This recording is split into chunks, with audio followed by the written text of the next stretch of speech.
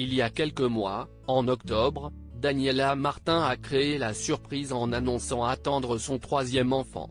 Avec son mari Julien, l'ancienne candidate de Secret Story, saison 3 en 2009, s'apprête à accueillir un deuxième petit garçon, 2 ans après le petit Valentin, né en 2019, et 5 ans après l'arrivée de son aînée Léa, née en 2016.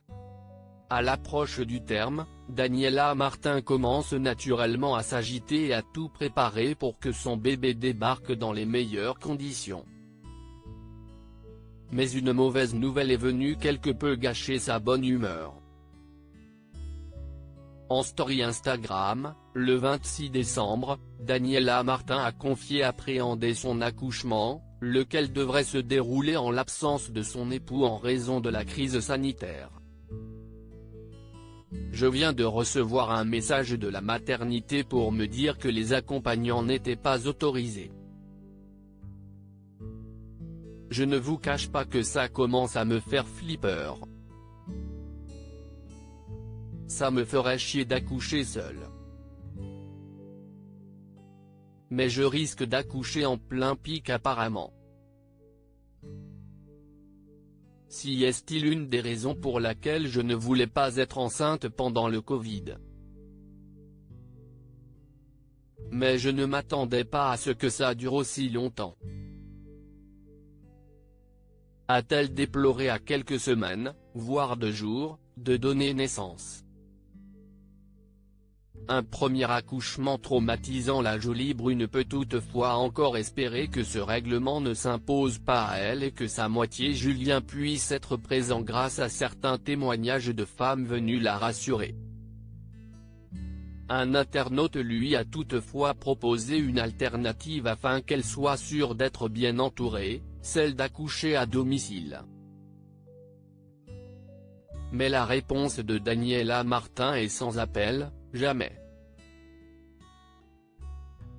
Et pour cause, elle ne sait que trop bien l'importance d'avoir un soutien médical durant un accouchement, elle qui a failli perdre son premier enfant. Il serait mort si je n'avais pas été à l'hôpital, s'il n'avait pas été entubé immédiatement, s'il n'y avait pas eu l'équipe médicale hyper réactive. Quand on vit une chose pareille, on ne peut pas accoucher à la maison. Enfin pas moi. Je suis trop traumatisée encore pour prendre le moindre risque, a-t-elle expliqué. Il est vrai que Daniela Martin a vécu l'horreur au moment d'accueillir sa fille Léa. En 2020, elle racontait « les 6 heures les plus longues de ma vie.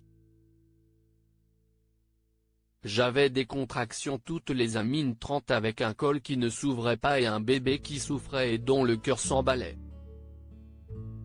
Elle, la sage-femme, note de la rédaction, refusait catégoriquement de me mettre une péridurale. Me laissant agoniser dans mes larmes, mes selles, je me suis fait dessus tellement mon corps vrillait. Et Léa est née avec une détresse respiratoire, frôlant le pire.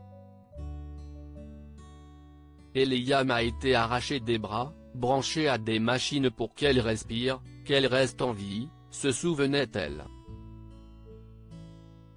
Une première expérience terrible qui l'avait même fait hésiter à l'époque à avoir un deuxième enfant.